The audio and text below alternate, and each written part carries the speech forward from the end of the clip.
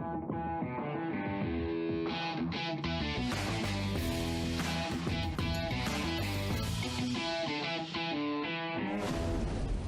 everybody, and thanks for tuning in, and welcome to episode 89 of the Run to the Hills podcast, sponsored by Chia Charge. Chia Charge have been fueling adventures with real food made with real ingredients since 2012. Go and check them out at www.chiacharge.co.uk.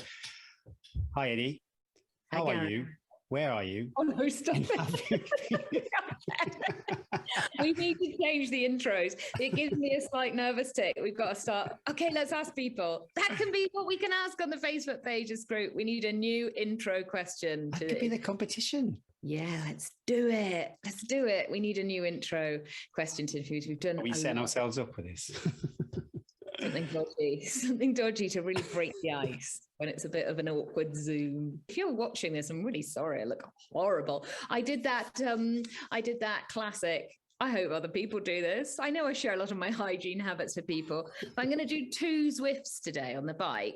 And last night I did a really sweaty one, and I did have a full wash to me, hair, body. Let's not overshare too much.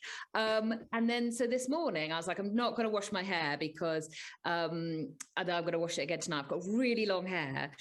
You know, save the environment. Shampoo's really expensive. Save the environment. You know, 1 hair wash a day. You know, Gary, you're there with the hair.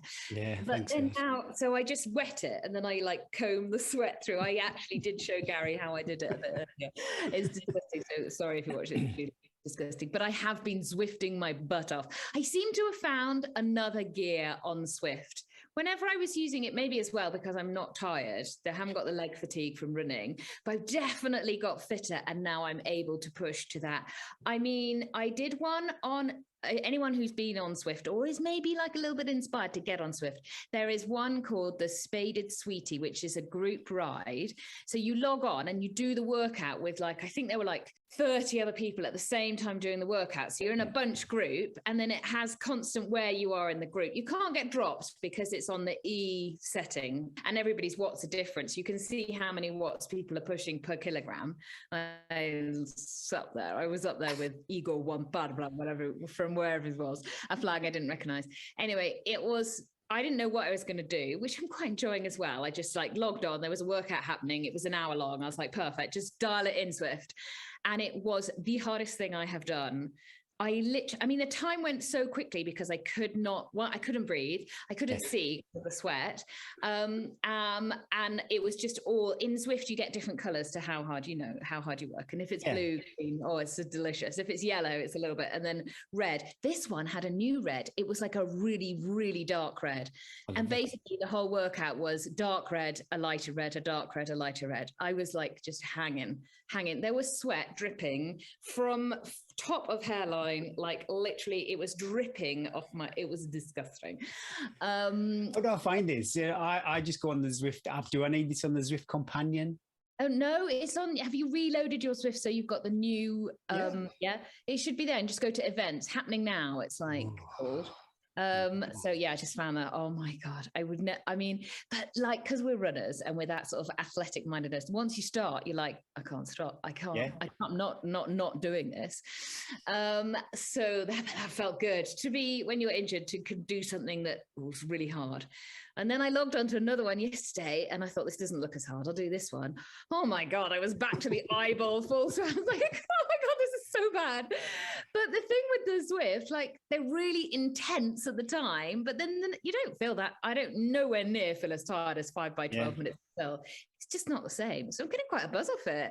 And it's quite good to see the old bike fitness coming back. I've had my outdoor bike, because my indoor Zwift bike hasn't got a back wheel. It just, does it like yours, Turbo? Just yes, same as mine. Yeah. So I've got my outdoor bike. I've had the tires all had unglued, so it's all ready to go. I'm just waiting to have that window to be able to actually get out for a few hours, up some coals, see what the Zwift fitness has done to outdoor fitness. So yeah, I haven't run all week. I've had some physio. There was a huge improvement. I have absolutely laid down the law with my Alfredson protocol, which I'm now going to tell you all about. If you've got Achilles problems, which quite a few people have contacted me saying, I've got Achilles problems, long-term Achilles problems, the I've done some reading. Like Brody always says, educate yourself with the injury is really good. And I found that really interesting. I've read papers about how to solve Achilles tendonitis, all sorts of things. Anyway, it came down to this thing called the Alfredson protocol, which is 180 eccentric calf raises a day. Eccentric is when you are contracting the muscle as it lengthens. So I'm dropping the heel down off a stair. So the bicep curl, that's like that. Okay, so that's muscle shortening, but the calf raising is it's basically lengthening muscle. Because basically, my Achilles has got really, really short from the winter, and that's where all the pain is going. So I'm basically lengthening it. So I've committed to doing these 180 calf raises every day. I've done them every day for the last over a week now. The difference is amazing. Some is it days, body weight? So you're just trying to extend I've got a step, and you lift both legs up, calf raise up, and then you take one leg off and you drop the heel down on the other leg. And you do 3 sets of 15 with straight legs, and then you bend the leg to work the soleus into like almost a squat position.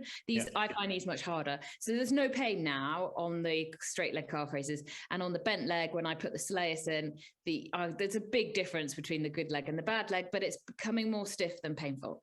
God, this is dull, people. But what I'm trying to say is if you do your physio exercises, which I didn't commit to before, but I've totally committed, the improvement has been huge over the last week. The pain is like, it's all gone. I could run, but I'm not going to, because with Achilles as well, they think they've gone quiet. But so I need to be very careful. I'm going to tell you a little story about this protocol, which my physio told me. So this guy, Håkan Alfredsson, he's Swedish, of course. He was an orthopedic surgeon, and he's worked on Achilles tendinopathy for the last 15 years because he had this problem himself. He had Achilles pain. He tried everything. He couldn't get rid of it. He went to his boss and said, look, can you just operate on me to make this heal? And his boss said, no, it's not bad enough. And also we can't have you having time off work because we're too busy. So he was so annoyed. He was like, right, I'm going to blow my Achilles. I'm going to rip it apart by doing all these calf raises so that then you'll have to operate on me. I love his attitude. This is such a good attitude to life. That's it. I'm going to go and blow it. So he aggressively loaded it. And then he found actually, instead of blowing the Achilles, it started to get better.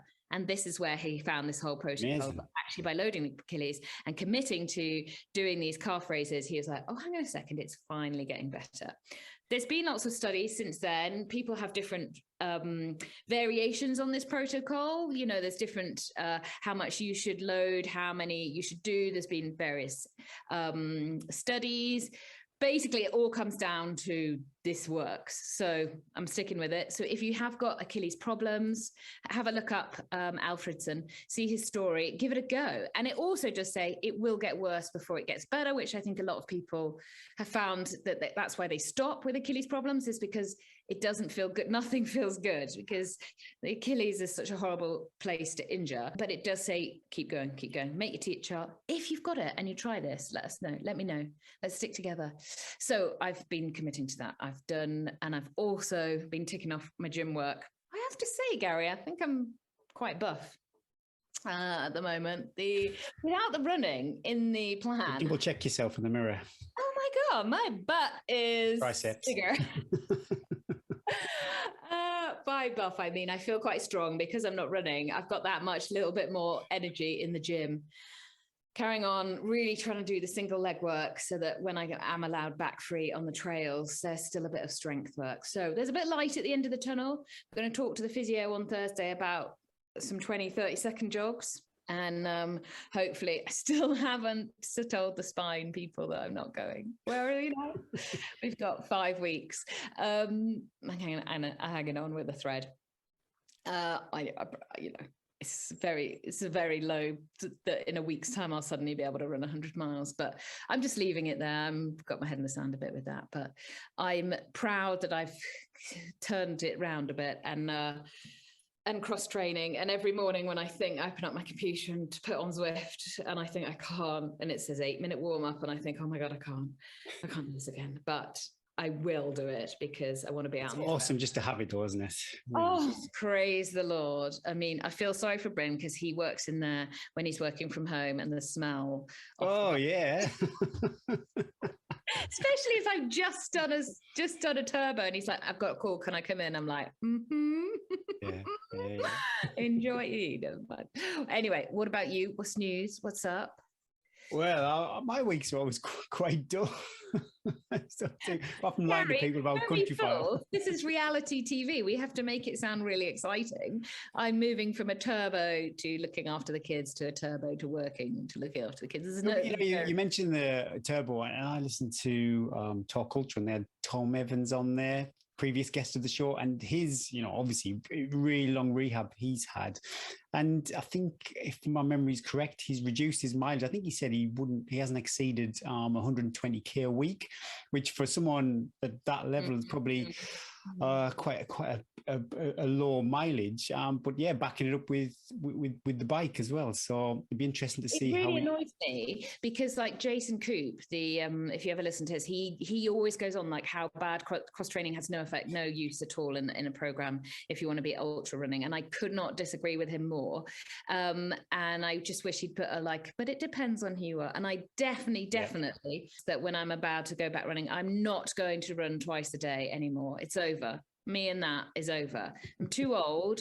I get too tired. I'm gonna bike or I'm gonna ski. No, I'm not going back to 2 runs a day. The second one is always heinous. Why do I do it? I don't know. I used to be able to do it. I don't want to do it anymore. And I'm definitely going to take my run stick at 100k-ish. 10 hours.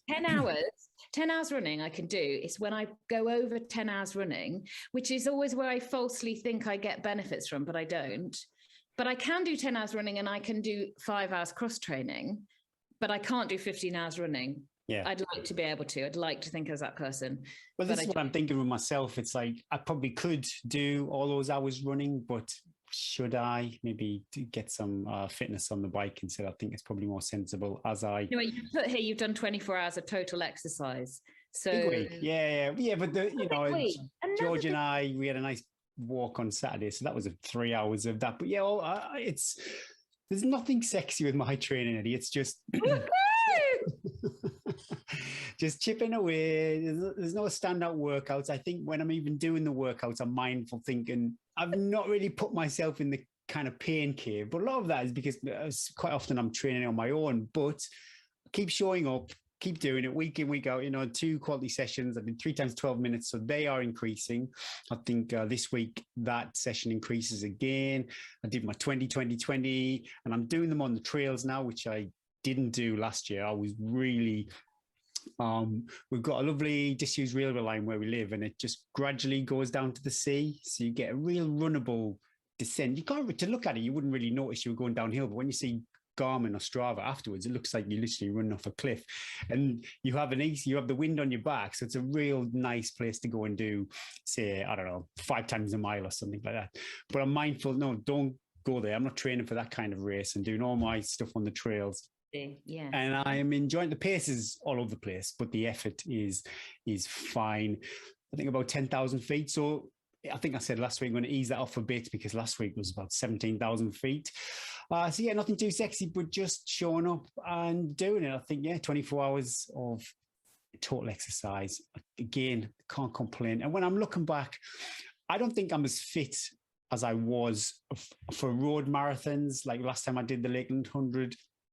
And that was 2017. So, well, that's... What time did you do the Lakeland 100 in 2017? 25 hours and a bit. So, goal A is 24. Goal B is to have a good time. I don't know, I'm not going to even say this. I don't have a B goal. It's all A. I don't think about anything else. I kind of like that. I kind of like, there's a place for numerous goals. I kind of like, no, you go, if you're not going to get 24 hours, you're just going to finish. That's anything else. And I shouldn't really say this, but I won't be satisfied with anything else. I can, I can dress it up afterwards and say it is what it is, but I want 24 hours and more than I want to have a good day. I'd rather hurt for 10 hours and get, that's what I'd like. So yeah, that's where I'm at with that. So it'll be interesting. Like I say, I definitely think I've got more, my legs are more accustomed to the mountains than they were in 2017 because I was pretty much focused on road marathons. So that'll be interesting, but my fitness is nowhere like it was. Road speed on speed in my legs is not like it was back You've 2017. got 2.5 months though. You're a long way away. Yeah, that's true. But yeah, like I say, nothing too sexy, but just keep showing up. Trying to be more mindful about what I eat, because when I finished Lent, I just went a bit mad. So trying to rein that in. Socially, I home alone actually the weekend. Lisa went away with the friends to the lakes. How dare she? Left me.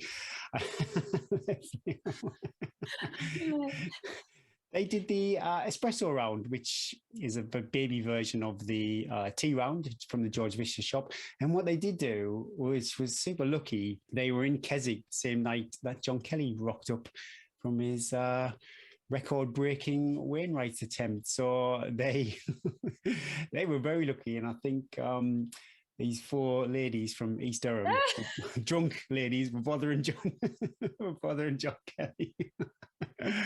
And I did notice also that Carol Morgan's out there too now doing it. So best of luck, Carol. She's on her win. I don't know if she just wants to complete it. She's going for a ladies record, or she's going for the outright record, but she is out there, and I don't think the weather, it's a bit changeable. So best of luck, Carol. But yeah, that's my week. I can't Another solid week. Done. You've got this, man. Right. What else? We've got some other people doing races. Damn them. We had the Centurion Thames Path 100, which was lovely weather. I think there was a slight diversion over a bridge, unexpected, added on a few miles. Oh, that's hard, isn't it? Is it 100k or 100 miles? Sorry. 100 miles. This is fast, isn't it? Wow. This is fast. So Tristan Stevenson won in 13 hours 59, and Zoe Murphy, former guest on the show, pre-you, I think, Gary, long time ago, but lovely lady. And she's gone on and she's done Dragon's Back since then. And then she did 10 hours, 16 hours, 16 minutes, third overall. That's a really solid day. I think Sam Amend has the course record of 16 hours on that course. Sam's world class. So Zoe is that's a fantastic. If I'm right in thinking, she is doing the Lake 50 or the Lake 100. Hello, Gary. Hello. 16 hours over 100 miles. I don't think I could do that. Oh yeah, so a stonking fast day for both everybody. Well done, anyone who is doing the Centurion 100. We also had a listener of the show, who he actually thanked us. He said, I'm pretty sure, should we take credit for this? He finished third in the Pennine Way Ultra and tagged us in on the gram saying, always sensational listening to the waffle as he was racing. Anytime, Dave, well done, third place, super run. I had a look at the Pennine Way Ultra. It looks a really fun route. Well done for doing it and listening to us at the same time. Can't imagine worse than listening to you, Gary, during a race, but each their own. Should we put that as our tagline, sensational waffle? Sensational waffle. Someone else called it wittering, as I saw as well. Hey, I'll take anything.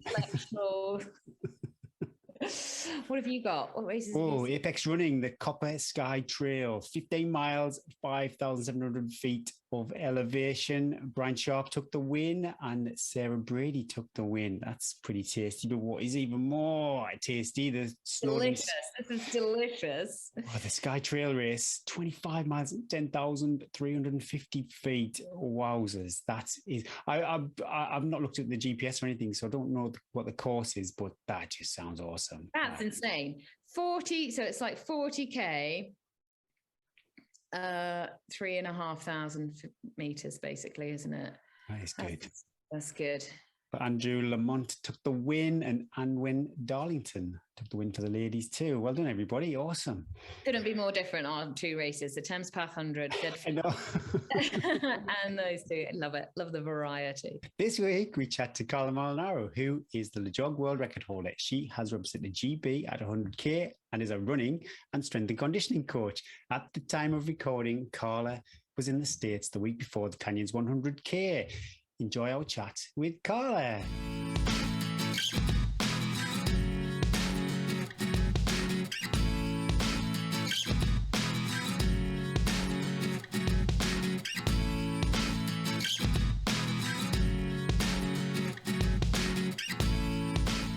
Hi, Carla. Where are you? How are you? And have you been for a run today?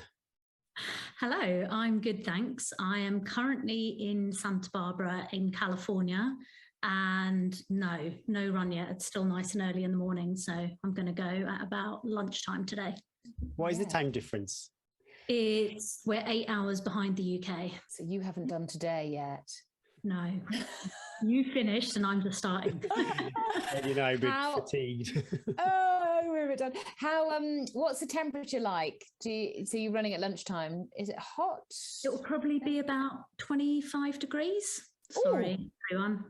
Yeah, nice and sunny by then. Pretty hot, especially at the moment when it's not like above 5 degrees in England, is it? Yeah. I know I don't live in England, so I don't know, but it's not been that balmy, has it, Gary? You were whining about the wind. Well, yeah, yesterday wasn't too great, but today's shorts. And I always have, I suffer from Raynaud's, so I always have to have gloves on, even in July. Otherwise, my little fingers go white. But yeah, can't complain. Today's pretty good. Can you tell us a little bit, Carla, about your journey into running if people don't know?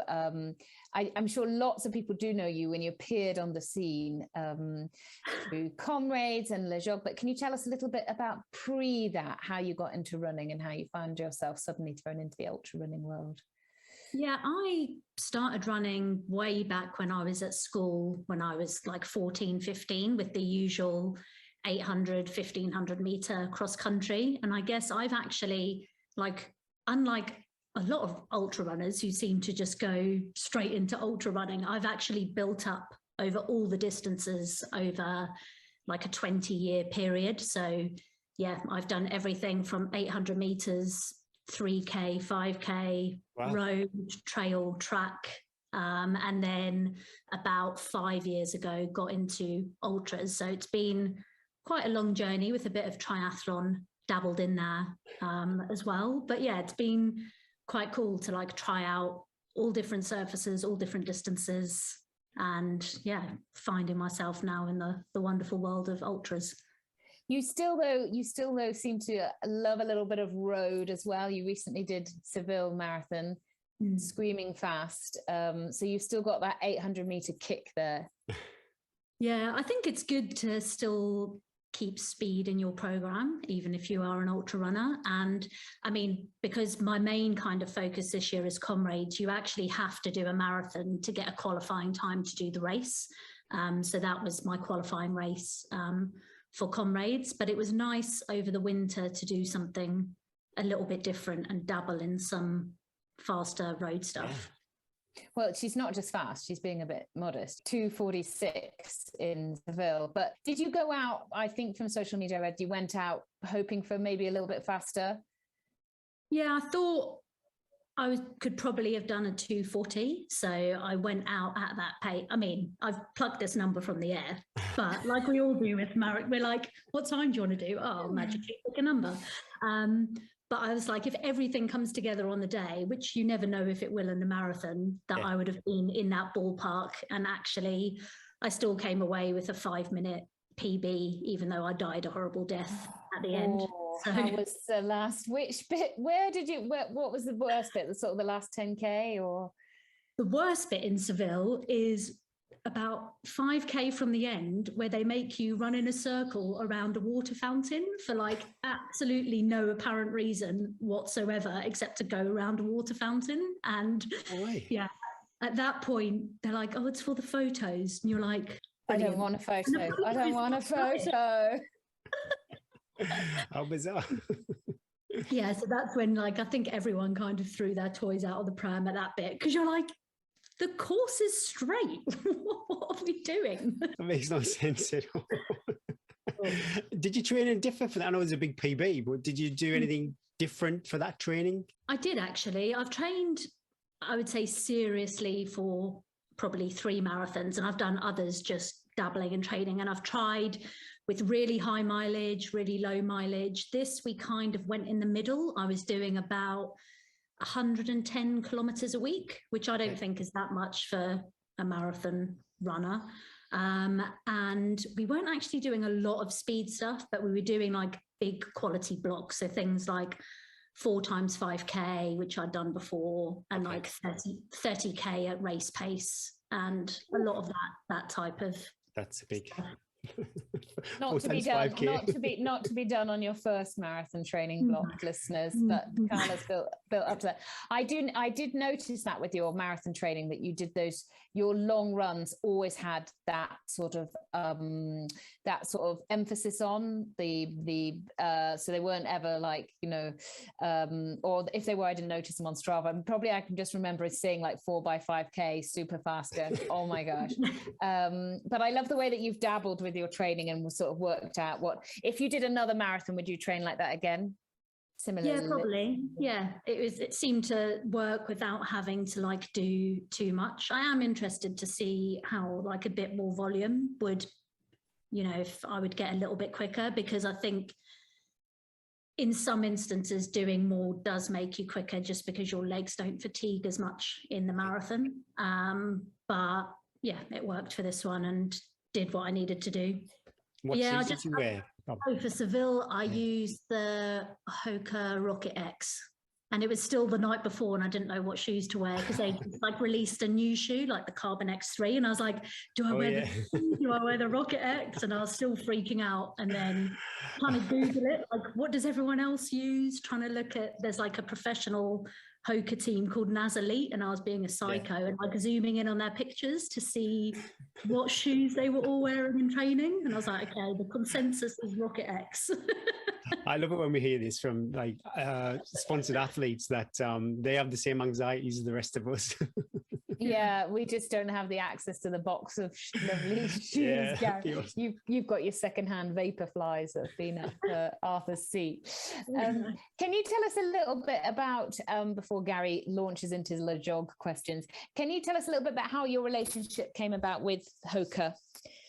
It actually came about because of LeJog. So when I was planning that, so that's a run that I did from Land's End to John O'Groats, I was looking for some help with sponsorship, and I wasn't really getting anywhere, mainly because it was the pandemic and everyone had shut down and no one was working. Then a friend of mine who lives on the Isle of Wight, I put a post on social media. He's like, oh, I know someone that works at Hoka. So like I sent him my proposal, he sent it to this other guy, and then eventually I think I was in like Costco, like shopping with my brother, and Hoka guys phoned me. They're like, right, pitch us your idea. I was like, oh, okay. Awesome. So yeah, told them about what I was planning to do, and yeah, they were pretty much like on board straight away, and they were like, okay, we'll help you with this project, and then depending how you do, we'll see if the relationship can continue after that. Oh, that's quite high pressure, isn't it? In Costco, you get that. Yeah, I was like, oh my God, like, what do I, like, I can't really hear, and like, what do I do? What do I say? You put your pallet of tomatoes down and that to get your game face. I was literally doing that. And well, I suppose we go into it. Yeah, why LeJog? I don't really, it was basically, I was just looking at maps. I'd been listening to the Tough Girl podcast, which is like a dangerous thing to do if you want to go on an adventure, because everyone does such cool things on there that you're like, yes, I can scale Everest. Tomorrow. Let me just get out of Costco and I'll be on my way. Yeah, so I was listening to that, and I'd listened to like Mimi Anderson's chat on there.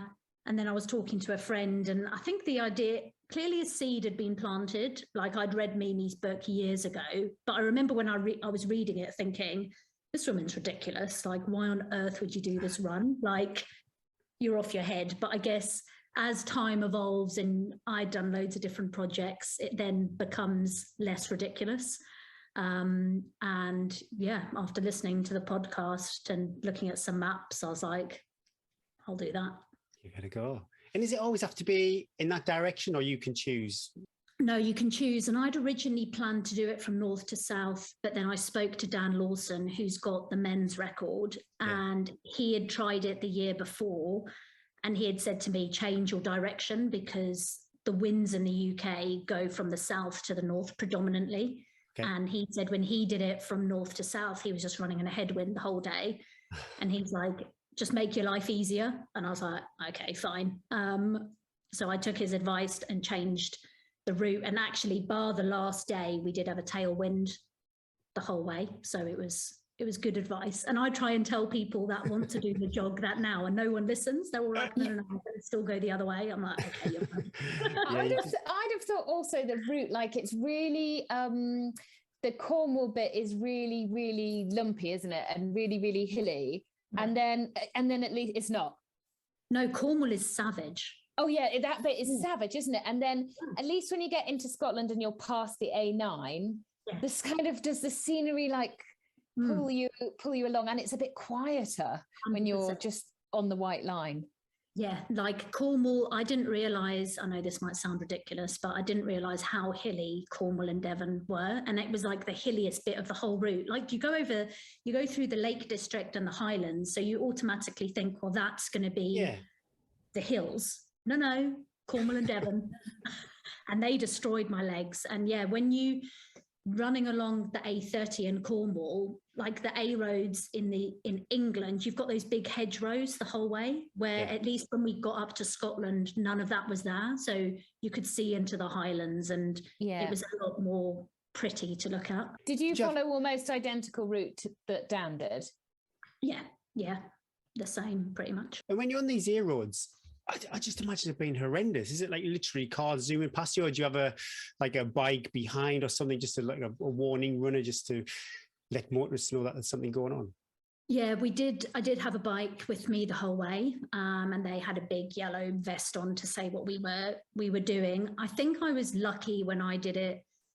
The roads were quieter because of COVID. So we didn't have as much traffic. So I think it was quite good timing. But yeah, the cars, it's relentless. They just fly past you all day. And because of the cyclist, we were running in the same direction on the same side of the road as the traffic, which you wouldn't normally do. You'd normally run into the traffic, but it was safer for both of us to do it that way.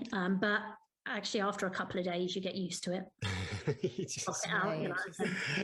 I think I joined Dan up at in Pitlochry for the day when he ran along the A9, and honestly, by the end of the day, he was oblivious to the lorries. Like the wheels are like right at your eye level, and every single I was like, oh my god. But he was like, I guess, like you said, after you're so tired as well, by the time you get there, you probably don't care. You'd like to be under the lorry at some points, I'm sure. But I found that exhausting, more almost exhausting than the running, because of the nervous tension. But I guess you just zone it out, and it just becomes a blur of pain. Yeah, and there were some bits that I knew for when people came to support running with me. There was actually a bit on the A9 where my sister-in-law wanted to run, and I knew for them it was a bit too dangerous. So I was like, actually, no, we're going to hop onto a bike path later so you can run with me on that. Because I was comfortable, but I wasn't comfortable for them. So yeah, there's definitely bits where I was like, I'm happy to take the risk, but I'm not happy to take the risk for you. Yeah, you don't want to be worrying about other people, do you? Yeah. Well, years ago, I did this thing called I think it was Great British Relay, where you had this GPS tracker that you passed on like a baton. We got lucky. We had to run up the northeast coast, Allenmouth, all these lovely little villages and towns with castles. And we passed the baton on to this guy on the A1. It was horrendous. Nice. And I was just like, my goodness me, this is like, he got the short straw big time. Where did you train? I'm interested. Did you train back in South Africa, or was that time in England? A bit of both. So for the first 6 weeks, so I decided to do it in the March, and I was starting the run in June. So for the first 6 weeks, I was in South Africa. And for the first 4 weeks of that, you weren't allowed to leave your house. So I did all my running up and down my driveway, which was very boring. How long was your driveway? 100 meters. Stop it. And there was you didn't have a treadmill at home. It was literally up and down the driveway. Yeah. So I went to all my neighbours. I was like, do you mind if I run up and down the driveway? And they're like looking at me. They're like, you can do what you want. Like, that's a bit weird, but sure. You can run up and down the driveway. Check out your Strava. So, yeah, there's one, I think, well, once I actually tried to do one of those backyard ultras up and down my driveway and did like 55k, which was the most stupid idea I've ever had. Wow, 55k. You did see all that, people running around their balconies, and I remember. Yeah, I was like, at one point, you know, when you're just like, what am I doing? I'm like, right, this is stupid. Like, I've had it was quite fun for a bit, and then I was like, yeah, I've had enough now. Any highs and lows? I imagine there's quite a few actually on the journey, the jog. Oh yeah, loads. Like on the jog, like everything just hurts, like from the beginning. So you're just in a world of pain, and it's just a case of, I think that run is just, if you can suffer, then you'll get to the end. But the highs were like having my family with me, like some of my brothers and sisters came, like seeing old friends, like those people that I hadn't seen for 10 years that would like, come and join me and run with me for a little bit or say hi. And that was really cool. Like, so that was like an amazing experience. And you just kind of slip back in. You're like, oh, I haven't seen you for 10 years, but it doesn't really matter. You just have a nice chat. And yeah, so that was really cool. And did you, again, you mentioned about the pain, did you just progressively break down over all the days? It just kind of moved around your body. So like one day your calves were sore, and then the next day your quads were sore, and then your hamstring, like it was just something different. And then about 4 days from the end, my shin really started hurting. And we initially thought it was like a problem with my tendon, but it turned out it was a skin infection called cellulitis that I had in my shin. So yeah, then that was because of how we had like taped my shin. It then changed my running gait. And yeah, it was just something different, like every day. You're just like problem solving with your body. Yeah. What about any luxuries? Did you, when you finished your run for the day, did you have anything in particular you look forward to? Oh, I didn't have time. I was running for so long. Like we were up at 5 a.m. and going through till 10 o'clock at night. So yeah, you didn't really have any downtime to enjoy it. You finish, you're like, eat as quickly as you can, get a shower, get a massage, get to bed. There wasn't time to like, except for like the first day we did, because you could run quicker on the first day. That was really fun. We all like sat around together, having a drink in the sunshine, because some lady saw me running down the road and she's like, what are you doing? And I told her, and she was like, oh, here's 20 quid, buy yourselves a drink at the end of the day. It's like legend. Yeah. So we did. And that was really fun, but it only happened once.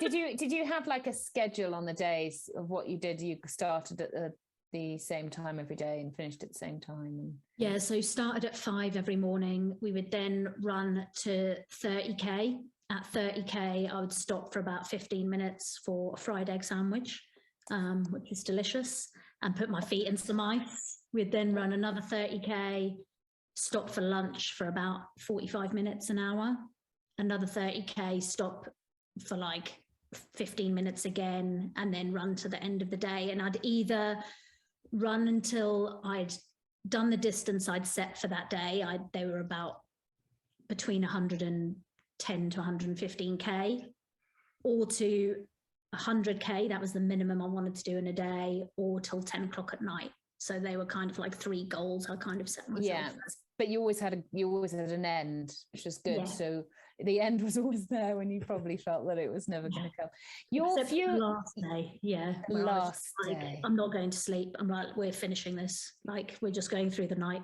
I couldn't be bothered to sleep for another night and wake up. I was like, let's go. Yeah.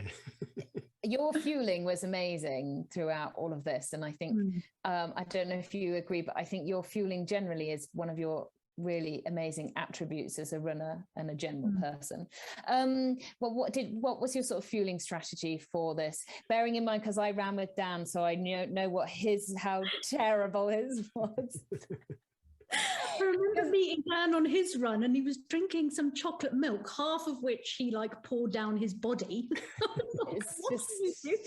He's his own special person, Dan. But you had quite a strict fueling strategy, did you? Yeah, like so I'd start the day with porridge at the beginning of every day, and then pretty much from starting the run, every 30 minutes I ate throughout the day. And it was anything from fruit to sandwiches, yogurt, bars. It was like an Iceland buffet, if you can imagine that, just like loads of different food. One day I tried to eat a quiche and took that in my pocket. That was not my finest idea. Doesn't really work. Your crew must have been a bit tired to let you do that. We're just going to let her put the quiche in her pocket. We don't care anymore. But yeah, like so I am a bit like, I like food and I'm a bit of a food snob. And then on the last day, I remember, so yeah, we were eating every 30 minutes and I pretty much did that every day for the whole thing, it worked really well for me. And then the second to last day, they're like, oh, we're going to have spaghetti bolognese for dinner. I was like, I'll get in. And my brother was there. So I was like, oh yeah, Mark's making spaghetti bolognese. I was like, this is going to be great. So I'd been looking forward to that for like 3 hours. And then they gave it to me and I was like, what is this? It was disgusting. And they were like, what? I was like, this isn't Mark's. They're like, oh no, it's like a Tesco value ready meal. And I became a proper diva. I was like, get it away. Brilliant. I was absolutely not. No, I'm not eating that. Mark, get in there and get me the bolognese. I've been visualizing it for hours, and then like my brother's food, like he's a really good cook. So I was like, yeah, this is going to be awesome. Got really excited, and then I was like, no. How did he let that pass if he's a good cook and he thought she's going to like this ready meal? No, he hadn't made it. I think I had just assumed because he was there. Yes. Oh, you would. Yeah. It was one of those tired assumptions. Yeah, where it was actually one of the other guys in the crew that had just stopped at Tesco. I mean, they were trying to be nice, but I was just like, what? You're allowed to do that. Yeah, Gary has them all the time. When did you know that you were going to do it? I guess the whole, like I'd set myself up with like a massive buffer for this run. So I'd given myself like a 24-hour window. So pretty much the whole way through, we were like well inside that. So it was never a case of like, oh my, we had to clock watch and be like, oh my God, like we're now getting nervous. So yeah, I think once I could see John O'Groats, where you can actually see it from about 5 miles out, we're like, okay, cool, this is done and we just need to get to that finish line. But actually there was never a point where I was like, oh God, like this is touch and go. My body, I did have to pretty much walk the whole of the last day. And I think if I'd had to do that for maybe the last 2 days, it would have been very close. But luckily it didn't get that close where we had to be nervous or worried that we couldn't do it. But I think that was just down to planning. Like I set it up to, maybe we pushed a bit hard in the beginning, but it meant that was one less thing to worry about during the actual run. Oh, it's nice to have a buffer. My goodness me, I'd hit your memories of the whole event would be completely different if you were chasing the clock. That would be quite scary. What happens with Guinness then once you've finished? Is there somebody there get helicoptered in waiting for you with a bottle of champagne? Like Guinness, you then have to have so all the way through you have to have witnesses like sign a logbook, say that they saw you, but then for the start and the finish you have to have 2 witnesses that are like either something like an accountant or a teacher or a policeman. Come and verify that they saw you. So yeah, I did feel really bad because we finished at 5 a.m. and I was like, these poor people have got to be, they were up since like 4 and I was just like over it by then. So they were really excited to see me. Yeah. And I was like, yeah, okay, cool. Cheers. Awesome. But yeah, then once you finished it, you then have to submit all your evidence, it's actually a pain. Like collating all the logbooks, all the photos, all the videos, GPX files, all that sort of stuff. And then you send it and then you wait nervously, like, are they going to accept? Yeah. Did we record everything? Did we miss something? Yeah. What if you press delete on your watch? The end of day 3. Shall I save? Delete. Well, actually, on the last day, I got really, really cold because we had a northerly storm come in. And I had to get one of those silver safety blankets and I wrapped it around me. And you realize then how good those things are. I got so warm very quickly. The guys at Open Tracking who were doing my tracking for me phoned my sister and they're like, what's happened? And she's like, well, what do you mean? They're like, has she stopped? And they're like, She was like, no, why? And they're like, oh, the tracker's going mad. And so she sent a picture of me. He's like, oh, you need to get the tracker outside of the silver blanket because the tracker stops GPS signal. Yeah. So it was just really lucky that the guys had spotted that. And then, you know, we had that communication going back and forth. So you then have to put that in as evidence. So then I'm like running with like your arm out of the silver blanket so your watch has signal and holding the GPS tracker in the other hand. But that was a bit worrying. I was like, imagine you get that far. And it was in like the last 10 miles. Oh my God. I said, you're going to have to go again. Sorry, Carly. Here's your stag bowl, turn around. Yeah. It's good to know there's someone from Open Tracking there in a dark room somewhere looking at all these trackers that are going off around the country. Awesome. Yeah, James from there was absolutely awesome with all of that. And he could tell like the battery's running low, like you need to swap them out, and they were amazing. How did recovery look then after the Le Jog? I took 6 weeks off running, so didn't do anything for 6 weeks. After about a month, I started to do a little bit of cycling again. My physio did say to me like 2 days later, like, I think you should get on the bike. I'm like, mate, like I can't even sit down, like getting my leg over a bike, like, are you mental? Like, absolutely not. And I had like no inclination, like I didn't want to do anything. So yeah, I didn't. It just took a really long time. And then by the time 6 weeks was up, I then really wanted to run again. And then really slowly built it up again over probably like a 6 week period. So yeah, I think I was quite sensible there. Yeah, super sensible. Any lasting niggles or anything from that? No, everything was pretty good. Like you're just in a world, like everything just hurts. It probably took about 2 weeks for your body to kind of go back to normal, because when you finish, like everything just swelled up, because I think your body's kind of protecting itself. And then you finish, and then my feet look like hooves. Yeah, my body was just a bit battered, so it took a while, but then it all settled. Would you do it again? No, I wouldn't do that one again, but I would do another long distance run again. Yeah, it was. I want to do New Zealand and I want to do America, which I think. Because why would you? Unless somebody broke the record, I wouldn't just go back to take some more time off it, I suppose. Nah, but even if someone broke the record, like I think you've only got so many of those kind of runs in you, and I'm like, I've done that one, so I've got no intention of wanting to do it again. I'd rather see, you know, a different country and some different trail, or a different part of the UK, you know, maybe like the Southwest Coastal Path or something like that instead. Oh, there's so many places to explore. You don't need to go on the A9. No. The A1. If it was like a stunningly beautiful route, then maybe you would, but I'm like, it's A roads. Like you've diced, you've got your luck against those lorries now, don't you? Again. After Le Jog, you went about setting up excuse me if I get this timeline wrong a bit, but you went about setting up your strength and conditioning. How would you describe? Because it's not an app, is it? It's a class. But you explain it to me rather than me trying to explain your strength and conditioning stuff to you. Yeah, so I'd wanted to do this for a little while, and then I decided to set up this program called Strength Conditioning and Yoga for Runners. So I actually went and I'd done yoga for like 10 years, and I'd always done strength and conditioning. And I kind of know that it has a massive benefit for runners, but runners will go and run for like 18 hours, but we won't do half an hour of strength. So I actually went and did my yoga course in that recovery period after Le Jog. I think it was about 3 weeks after Le Jog, I went and did my yoga course, which was ridiculous because all these other girls are like putting their legs behind their head and they're like, I couldn't touch my toes. They're like, are you all right? Like, are you in the right place? I was like, this is the perfect place.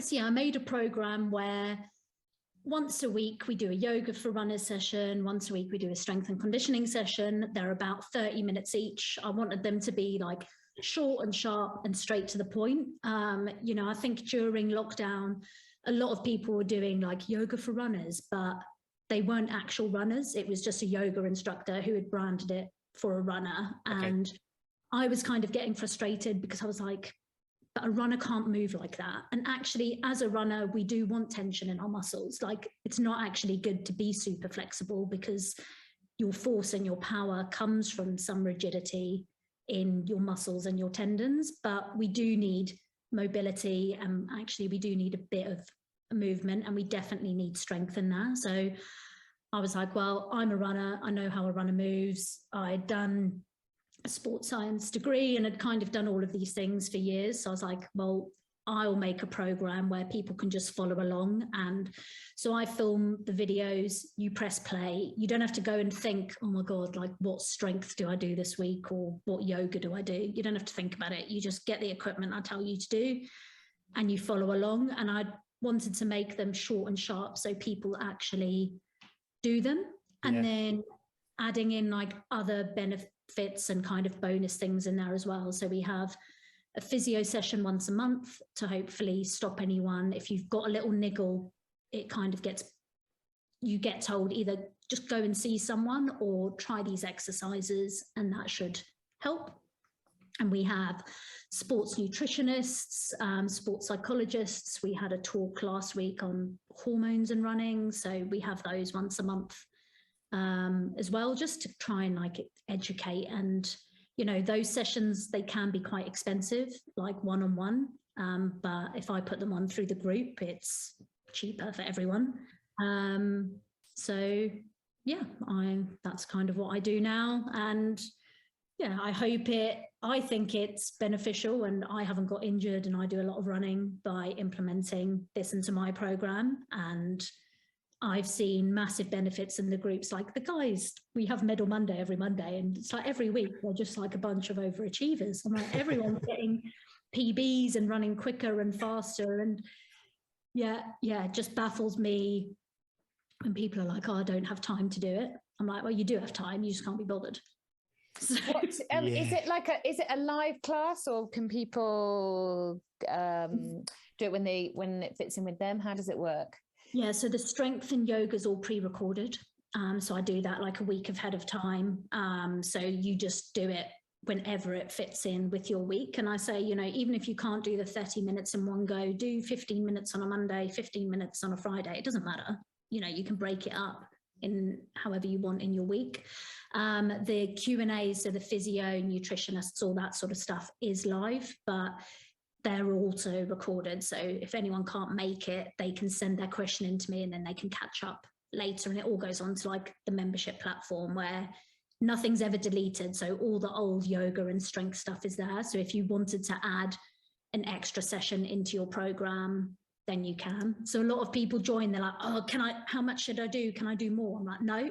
I'm like, if you can do one a week for 6 weeks to 2 months, and you can consistently get that in, then start adding more. Because I find when people join these new programs, or when they start running, you go on a bit of a binge and you do loads of it. You're like, I'm going to do it every day. Yeah. And then, you know, after a month you hate it and you're bored. So I think it's better to do less and look forward to it every week than do more and never do it again. That sounds awesome. Yeah. So, yeah. I follow along quite often, like say YouTube classes where I could just kind of dip in and out of it. But this sounds a bit more tailored, a bit more specific. Yeah, I think that should be awesome. It'd be way too hard for you, Gary. You wouldn't be able to do it. I can't touch my toes. Yeah, and neither can I. Everyone's just like, I quite like it because you can't do a lot of the things like as well as you would, you know, because you think, oh, yoga, you should be able to do it. I'm like, I can't touch my toes with my legs straight, but I'm moving in that right direction and getting that mobility in. So it's all good. Can we talk a little bit about your training now, Carla? What are you training for at the moment? So I'm training for Canyon's 100K, which is a 100K trail race on Saturday. So, yeah. So the training's in the bank. The training is in the bank. Yeah. How have what's the training look like? How has it gone? Yeah, well, I only had 7 weeks from finishing the marathon to starting this training. So it was a bit weird because marathon training, we were doing fast, flat stuff on the road. And this trail race, it's an uphill trail race. It's point to point. There's about 4,500 meters of elevation. during the run, and it's pretty much all uphill. So I've basically just been running up every single hill I could find. And that's why I came out. I've actually been in California for the whole 7 weeks because the hills in the UK are not really long enough. And we haven't got the certainly where I live, I don't have the elevation for the course. So yeah, just been running up hills every day on the trail. Was that a bit going from a flat marathon? I mean, you had the fitness, but that must have hurt the butt a bit suddenly then running up some. For like 3 months, I'd actively avoided hills. So then to be like, okay, we now have to go and do an uphill tempo for 45 minutes. That was fun. And are you on the actual course where you're training? No, I'm not. I'm about 6 hours away from it, but it's very similar. I did think about going to where the course is, but it's a bit boring up there. I'd spent a bit of time there last year, but the hills where I am here, well, the mountain range, it's a similar mountain range. So yeah, can replicate it pretty well. What's the trail like? Is it sort of technical or? No, it's not that technical. It's quite runnable. There's a couple of technical bits, but yeah, generally very runnable. And it basically just goes up and down hills all day, like drops into the canyon, comes back out, drops in, comes back out. It's the end of Western States, isn't it? But the other way, is that right? Yeah, so it goes from the finish of Western States, 100k back up the course. And what's the altitude of the race? So it finishes at 1,000 meters. Oh, so okay. So yeah, so that hasn't. And it won't be quite as hot as a Western States day, or am I just plucking it that? It can be, but actually the weather forecast for this week it's going to be absolutely Baltic. So I think we're going to start at about 3 or 4 degrees, which, I'm not happy about.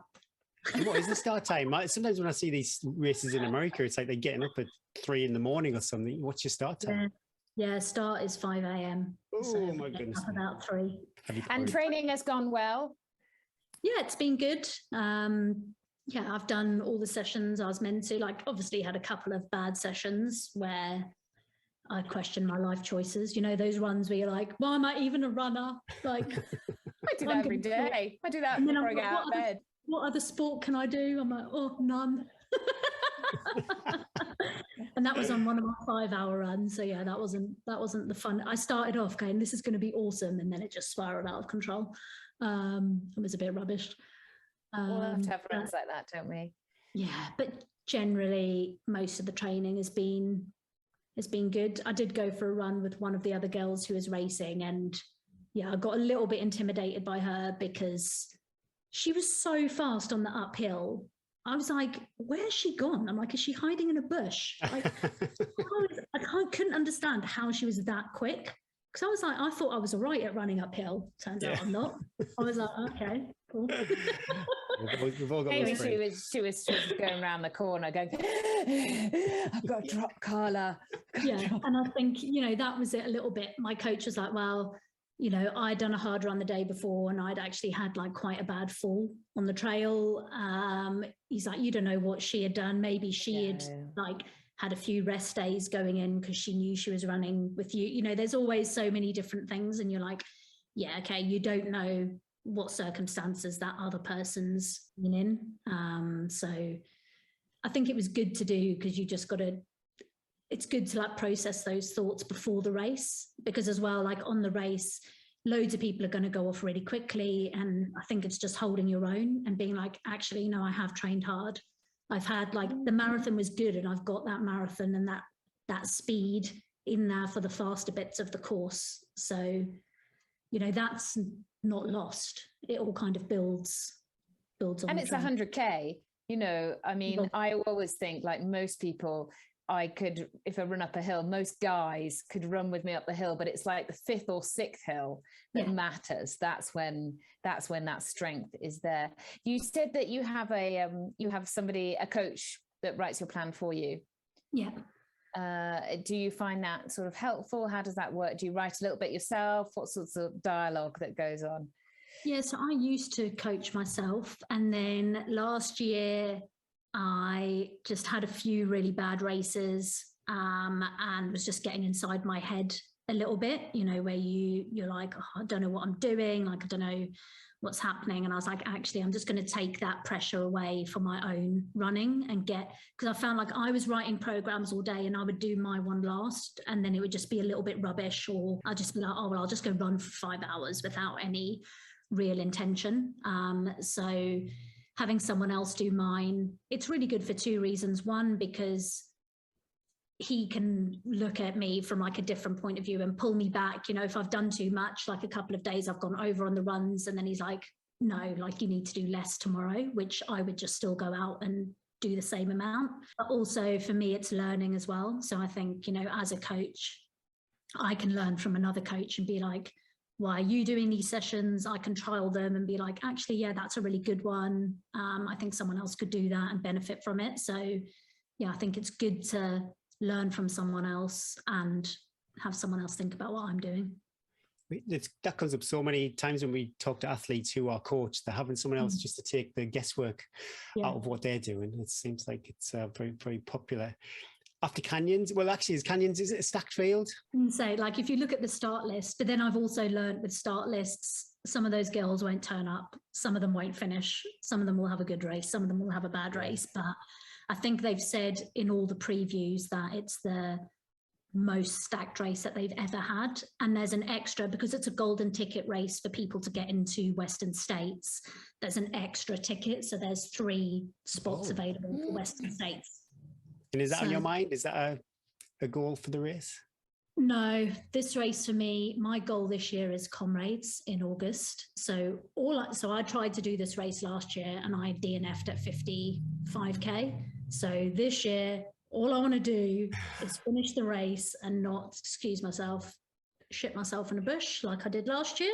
So if I finish and don't end up in a bush, and I want to finish it being like, I want to do another one. Yeah. I've yet to have a good 100k. So that's all I want. I don't care where I come. If I come last and I'm like, that was awesome, and I nailed my nutrition and had a good race, then I'm happy. Awesome. Oh, fingers crossed. But yeah, we mentioned Comrades. Yeah, I'm really excited. I think it's going to be a really good race, and they've just had 2 oceans this weekend. So it was good to see some of like the top Comrades kind of girls racing there and seeing them all. She broke the record, didn't she? Yeah, Herda Stein broke the record. Yeah. Loads of the girls PB'd. So everyone, I think intentions have been put out there. Like everyone is fit. And yeah, I would love to podium there and get another minimum, like another gold medal, like a top 10. But yeah, podium's kind of the aim, but you never kind of know what's going to happen on the day. I'd like to run around 6 hours 30. Yeah. So that's probably what I'll be training for. Is it a down year or an up year? Yeah, downhill. It's some still a bit of up though, isn't it? Though it says it's down. Yeah. It's still quite a bit of up. 1,500 meters of climbing. Yeah, it's not flat. No. That is some serious bling though, the gold medal for Comrades. I think I've seen pictures of Steve Ware's medal. I think he was chatting about a marathon talk. He nearly sold it. I think that was solid gold. It's worth like over $1,000. Yeah, I think the guy offered him 800 quid or something, wasn't it? And he's like, it's worth over $1,000. Not selling it for it. Well, one of the girls, Sarah, she was moving house. She's got like 3 or 4 gold medals, and she was like clearing loads of stuff out and threw hers away without knowing. My goodness. Like, yeah, $3,000 in the bin. Oh, wow. Probably the most money you're ever going to earn as an ultra runner. Yep, right there. Oh, Carla, well, we wish you best of luck this weekend. By the time this goes out, you'll have done it, but we'll pop your result and we'll let you know. I'll try and get I'll send you a message on Instagram, see if I can get a little bit of feedback on how it went. Yeah. Definitely a finish line picture, or we won't put this podcast out. There we go. There's a threat. You won't get your Chia Charge bars. My coach said if I don't finish, then I can't. Then I mustn't phone him ever again. So I'm like, okay, that's it. Okay. Oh dear. Threats. Coaching threats.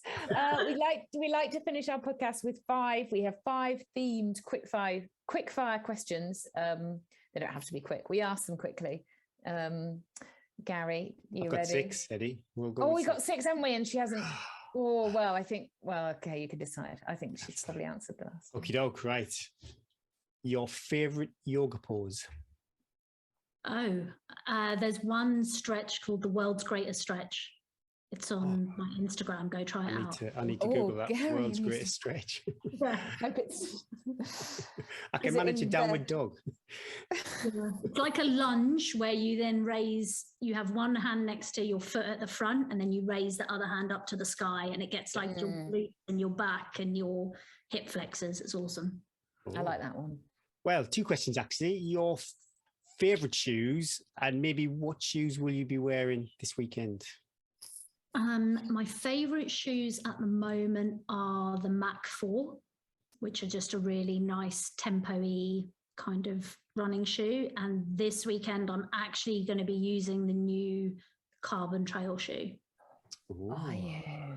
Ooh, how have you got on with a carbon trail, a carbon trail shoe? How have you got on with that? They're good. They're really nice. Is there enough bend in them? Yeah, it's got a really low profile to the ground, and actually you can feel the ground through them like really well. And yeah, they're quite different to the other trail shoes. So yeah, I'm going to race on them, which is exciting. I'm not familiar with these. Are they available to the public yet? Not yet. I think end of May, beginning of June. They're coming. So we'll all be zooming in your feet, Carla, on your Instagram. Yeah, but yeah, they're good. They're nice, like way nicer than I thought they would be. Like I've had to stop myself from wearing them on all my runs because you just want to wear them all the time. Yeah, that's interesting. Wow. I bet you also, when you hit a runnable section, your legs just open up with that bit of propulsion. Yeah. Favorite cake? Lemon drizzle. Oh, classic. Oh, I love it. Yeah. I was going to go, I thought you were going to go carrot cake. Oh, I do like cake. When somebody mentions a cake, I think, I was just talking the other day, they said, oh, carrot cake's my favorite cake. But then someone says lemon drizzle, and I think, yeah, lemon drizzle. Just a bit of lemon drizzle. Slice lemon each. drizzle. Put a slice, put it together. I suppose you partly answered this earlier, but is there another country you would love to traverse? North to south, east to west, it doesn't matter, or west to east? Yeah, and I think New Zealand, they've made a trail the whole way from the bottom of the South Island to the top of the North Island. So I want to do that trail. Awesome. That would be something else. That would be cool. That would piss all over your jog, wouldn't it? Yeah, Anna McNuff has done it and has written a really good book on it. So have a little look at that. It's very cool. Now, when you're in South Africa, is there anything you particularly miss from the UK? And then when you're in the UK, is there anything you particularly miss from South Africa? Yeah, when I'm in South Africa, I miss Yorkshire tea. Because tea in South Africa and in America, I found Yorkshire tea out in America. It's costing me a small fortune, but I found it. And then when I'm in the UK, in South Africa, they make this cake called milk tart. And yeah, it's delicious. Ooh, and yeah, I've tried to make it at home, but it's never quite the same. Never the same.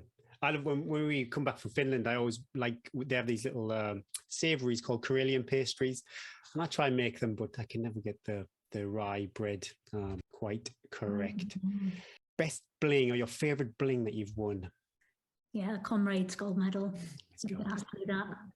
And there's a race called the Knacker Cracker, which is my favourite race ever, which is at Box Hill in the UK, and they normally give you a mug that changes colour as you pour hot water into it. Awesome. Very simple. That's much better than the Comrades gold medal. Get training for that. What are you doing? It's a great race. The Knacker Cracker. I'll Google that. I've got loads of things I need to Google after this chat. Cool, that's it for me. 6 questions. Thanks for your time today, Carla. People interested in jumping on your strength and conditioning classes, we'll pop them in the show notes, but if people are running along listening to this and they'll forget to look in the show notes, where can they find your classes? So just carlamolinaro.com/SCY, or if you pop onto Instagram, Carla Molinaro, the links are all there and you can find it. No excuses for not doing your strength and being a little bit more bendy. We could all do with a little bit more. I'm going to do it now. I'm in my gym now, and I'm not going to open the door to go out until I've done my 30 minutes. I'm sealed in here. Like, cannot go out. Got to do something. Best of luck this weekend. We will be cheering you. Get to that finish line with clean pants. Not via a bush. Not again. You'll do it. You're ready, man. Thank you so much for your time, Carla. Thanks for having me. Thank you. Take care. Thanks.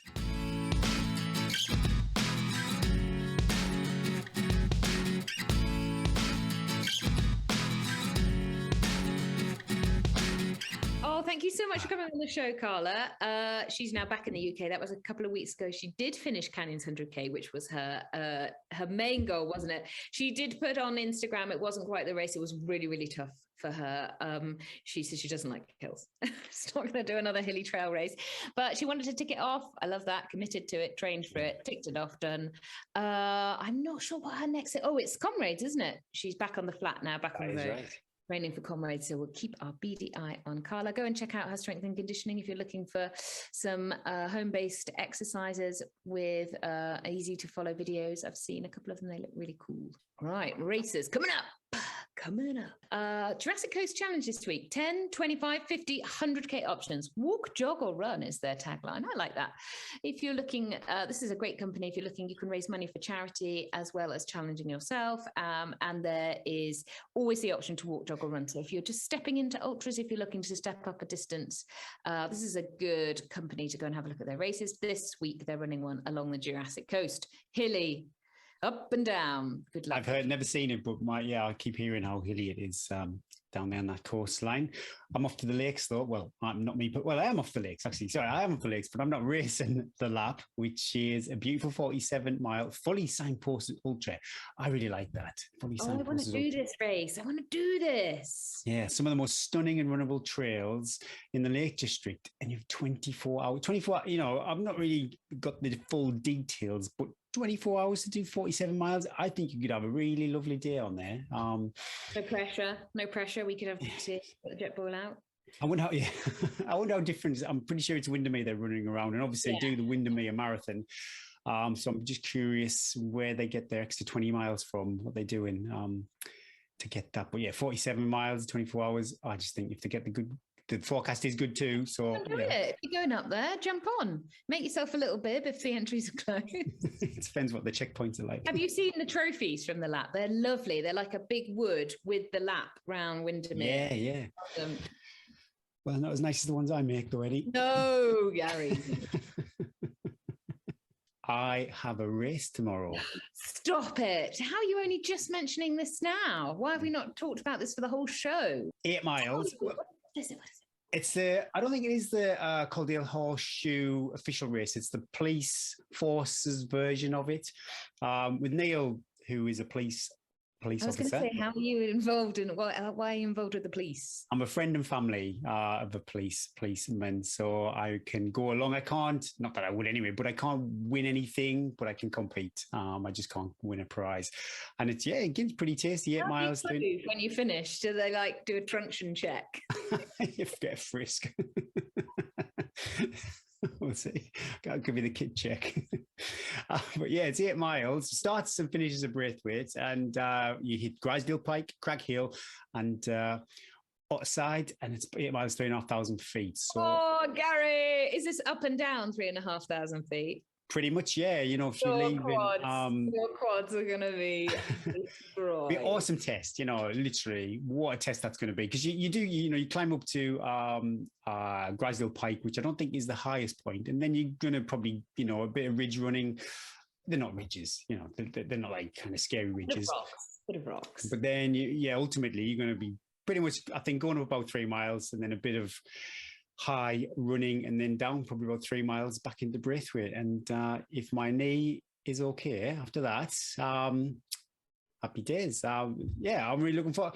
I was just going to go over it. Neil was going over anyway, so it was like a free lift over so I could go and do my stuff. And I thought, no, this is a real good opportunity for a good... I use it as a workout, but basically... I might say it might be your only workout this week if you do that tomorrow. I know I've got 3 times 15 minutes. I'm going to put money on that. Doesn't happen.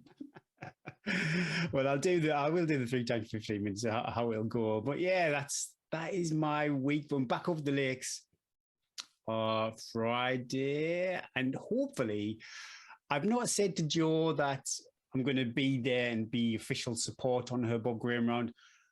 But if Neil is okay with it, I don't know what he's got, if he's got any plans hatched. But yeah, my hope is that we park up at Honister Pass, run over the Moses Trod and get to Wasdale, and then do leg 4 with Jo, and then just drive back to Keswick and see her at the finish. That's the plan. But I am not driver and I'm not master of accommodation, so I'm at everybody else's mercy. But that would be nice if we steer them that way. By the way, we're going this way. Oh, look, there's Jo. Oh, there's Jo. But yeah, I don't want to say, I'll be there and this time. Just okay. If you do see her, give her a cheer from all of us. I'll give her a high five. But yeah, it'd be awesome if that could be. Yeah, 3 times 15 minutes and a bit of Zwifting too. And I think... Are you still following that Grand Frodeno Yeah, I think I'm on about week 6. The only problem is I'm doing the workouts, the short workouts, the 50-minute ones. But yeah. The long ones are long. The long ones are long. Well, I would do them, but because I've got 2 big...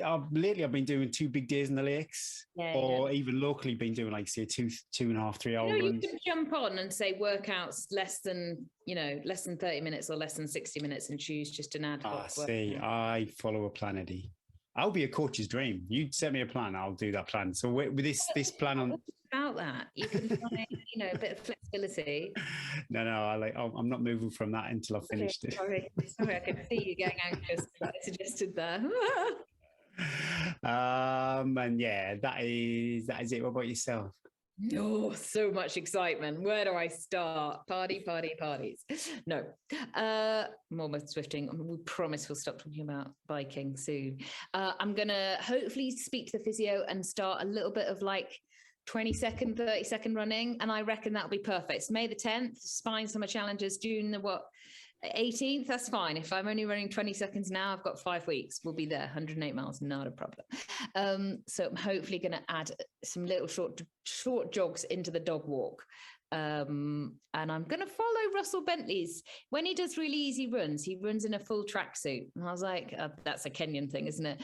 I'm not going to wear a full tracksuit, but I am going to dress so that I mentally am going to be like, this is just like a dog walk with a few little jogs in to test it. This isn't a run, and it's not going to be my session of the day. That's how I'm mentally going to like handle the fact that I'll be running for a total of 90 seconds probably, just to see how it is. But that's exciting. It's all progress. It's all off the box. I've got a question for you as well. So UTMB are going to release some in France we call them dossards, numbers. I couldn't think of the word. Numbers you have to pay. It's quite a lot of money in support of Ukraine. The money goes for your bib to Ukraine. They're going to be released in maybe a week's time. They're going to release 160 more. How they can suddenly find 160 more numbers when I can have a place? Let's not question that one. Okay. Shall I put my name down? Shall I put some money into this? What do you think, Gary? What do you think? This is what Sophie did. We recently interviewed Sophie Grant about how she got into UTMB, and that's how she first got into UTMB, and then she always did well. So then she always got a place. Yeah. Oh, what do you think? I haven't even mentioned this to Bryn. Well, it's all if it's still... the other option is to find another 100-miler later on in the year. If I can't do summer challenge, which my worry is that you enter. Everybody knows I can't do that, so I need to find another 100-miler. I want to do another 100-miler before the Spine in the winter. Yeah. If not to harden off the mind. It's obvious that you are still invested emotionally. But the worry is that you spend the money and maybe you're not ready to be on the start line. Say that. I know I shouldn't say that, but You're right, though. I need this voice, Gary. I'm going to think about it. I don't know when. I got an email about it yesterday. I don't know. But just the fact that it's as soon as you've heard about this thing, then you are. I like a rabbit, like a dog and a rabbit, a cat and a mouse. I'm like, get me there. I'd be all over it personally. Would you? Yeah. Would you? I'll put it to Bryn. He's the ultimate. He's the decision maker. See what he says. Let's see. It's for the podcast. What people want it. People want me there. They want to hear the suffering. It's for a super good cause too. So, you know, if you get in and money goes, I wonder how much money goes to the kids. Have got a lot of Ukrainian kids at my oldest at their secondary school now, as France are welcoming them in. Don't think the UK are quite so welcoming. It's a bit sketchy what I hear. But they've come over and there's a lot of hilarity with the language. Mainly that the Ukrainians are allowed to have their phones, which is huge because then they just speak through Google Translate. Oh, awesome. Yeah. But a lot of them can speak quite a bit of English. So Finley's put himself down as named translator. Who knows what's going on? But yeah, it would be for an amazing cause. So there would be that as well. We'll see. I'll have a think about it this week. Eddie, let's just see how the 20-second jogs go. When do they release entries again? Sorry, end of May. Should we just see how the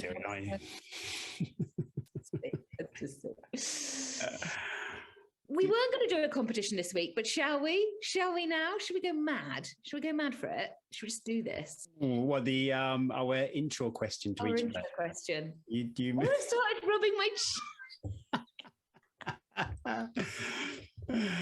That's a nice thing, isn't it? When you mimic someone's body language, it shows you're at ease with somebody. It's weird gorillas. We've actually turned into monkeys. Shall we? Should we do it? Let's do it.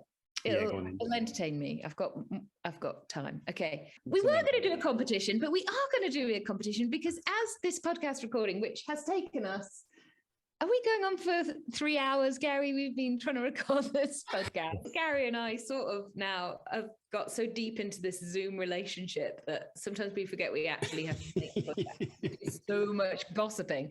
Gary's such a gossip, honestly, people. Anyway, as the podcast has evolved this morning, we've decided that we want to do a competition. So we're going to run one. Here we go. It's going to go on Facebook. It's going to go on Instagram as well. Our first Instagram competition. It's going to close on the 31st of May. We are looking, you have the chance to be on Run to the Hills podcast history. Immortalized. I love that word. We want a new opening phrase for our interviews. We've done a ton of interviews, Gary. We must have done like 80, 90 interviews together, haven't we? 50, 60. Oh no, let's go 80, 90. Okay. And we always say, hello, so-and-so, where are you? How are you? And have you been for a run today? It's good, but we've heard it so many times now. It is good. We need something like that because guests are often quite nervous before they interview Gary, and often we don't know them. We need to break the ice, and we kind of like, it sort of sets the tone for the interview. We sort of like juggle, don't we? Like the first 5 minutes until we get, and then we start working through our questions. So we need something along that sort of tone for the guest to open up. It could be a bit funny. Often guests quite like the fact that you and I are not very professional and so has anybody got anything out there? Anybody heard anything we can plagiarize off another podcast like tomorrow in a special way? Give us a sentence that we can open up our podcast interviews, and the winner, if it's good enough, I'm going to put a caveat. If there's no good enough, then we'll have to come up with something. And the winner we will use in our podcast interview. So come on, people. There's so many people so much better at this than us, Gary. And you've got until the 31st of May. So have a think on your runs. How should we open up our podcasts? We look forward to reading them as ever. There'll be some hilarious ones, no doubt. People totally inappropriate. We love those though. Go for it. Yeah, we don't want to put an expletive on the podcast though. Gary doesn't like that. No 5-star reviews this week, Eddie, but we do have 2 birthdays, and they're in the same household. So this can be like a mega birthday weekend for the Jeffreys. But I'd be raging at that, Gary, if I had to share my birthday weekend with my husband. I think it'd be nice. A big bonanza. Again, this is this huge difference between this, Gary. It's all about me for my birthday weekend. You'd be like, oh, it'd be lovely. Well, yeah. Mike Jeffries turns 40 on Sunday. I know Mike actually. He used to be a Sedgefield Harrier.